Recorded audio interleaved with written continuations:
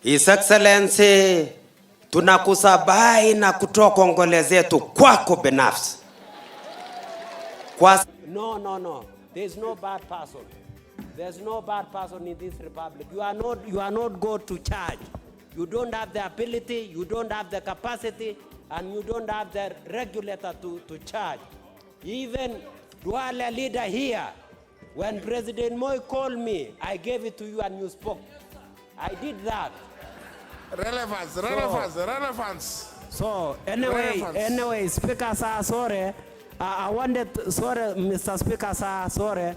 Anyway, all I wanted to say is that Mutai Gagwe is a great person, whereas Betty Maina is a great person.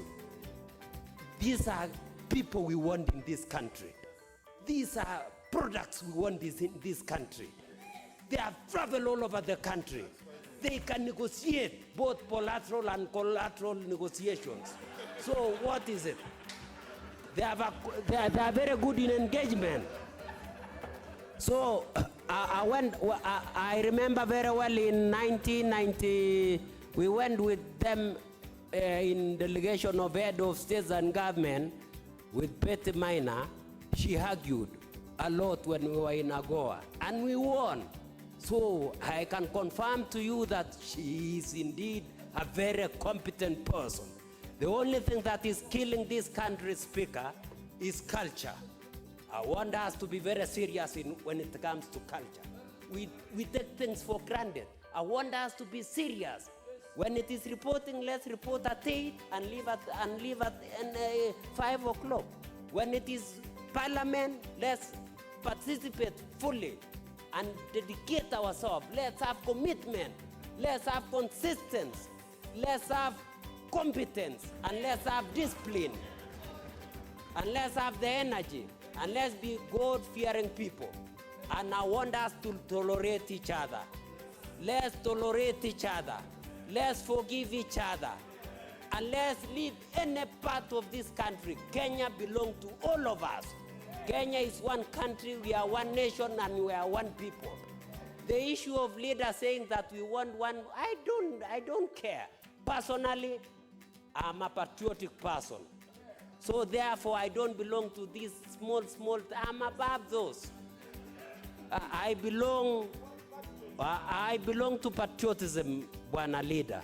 So therefore, in future, there is only one 5-star general, that is Uhuru Kenyatta, and we are all of us loyal to him. And this is his time. Don't talk about anything. Let's do development. When it comes to politics, 2022 will come. And let me tell you finally, Speaker sir, that leadership comes from God. Leadership, you cannot, if God says you are going to be a president, Speaker sir, you will be a leader. So about leadership, it's a calling from God. So in realization of calling from God, we are actually thought to have been those who are against this motion. If a vote were to be carried out at that particular time, those supporting the gender bill would have been less. But right now, I'm joined by ainabkoi Member of Parliament, William Chep, in Wasingishu County, that is William Chepkut. And I want to know what led to what happened yesterday. Actually, it is being read as a flop. Moving it from yesterday, despite the lobbying that has been there, is actually being seen as a flop. What was wrong with this bill? Why would you not pass it? First of all, me, I'm a very objective member of parliament, very constructive and very moderate. The biggest problem was nomination criteria. We want Article 118 of our Constitution be followed fully. We want public access and public participation. In the nomination criteria, I want church elders, I want youth, women, and persons with disabilities be involved. And I want them to be nominated. I don't want people who are in Nairobi to be nominated. I want people in my own constituency benefit, and I want them to represent our own people in the National Assembly. When you're saying that people in Nairobi, and one of your members of parliament, when he stood, actually said that people in Nairobi and added a word like slay queens, are these the kind of people that you're talking about when you're saying people in Nairobi? Anyway, all I'm saying, people in Nairobi, be it slay queens, just what you said, we want our local people be nominated.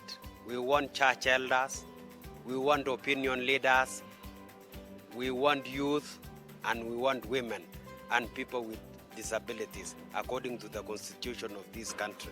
Now, then before I let you go, there is this other proposal by Turkana South Member of Parliament, James Lomenen, and he's proposing that we do away with Article 81B of the Constitution. It is something that is still at the draft stage, but he's saying that we remove that article that is requiring us to have at least 2/3 gender in every elective body or even at any public body. What do you think of it?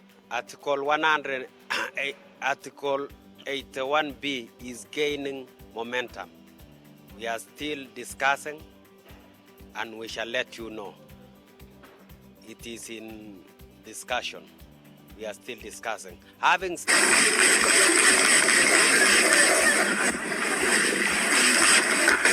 Tumsifu Kristo. Salamiane hewani, tumsifu Yesu Kristo. Your Grace, Bishop Mengich, na Your Grace, Bishop Crowley, na fathers wote wa Catholic, tumsifu Yesu Kristo. Mungu ni moja. Nataka kukanusha sana yenye His Excellency Mandago amesema. Kuga yangu alikuwa akiitwa Chago Pundatich, Mkatholiki number 1. Sasa mimi ni nani nisikue Katoliki? Mimi ni nani nisikue AIC? Mimi ni nani nisikue Reformed Church of East Africa? Ulisa Songo, wewe ulikuwa mdogo sana. Tulikuwa na yeye Flospa, alikuwa Reformed Church of East Africa.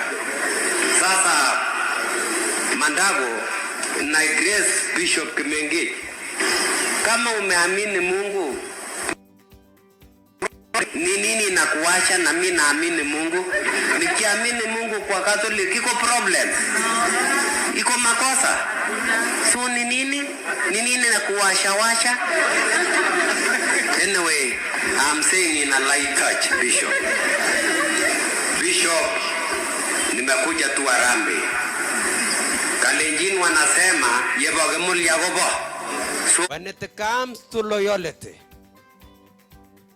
members of parliament and senators, I'm the benchmark of loyalty.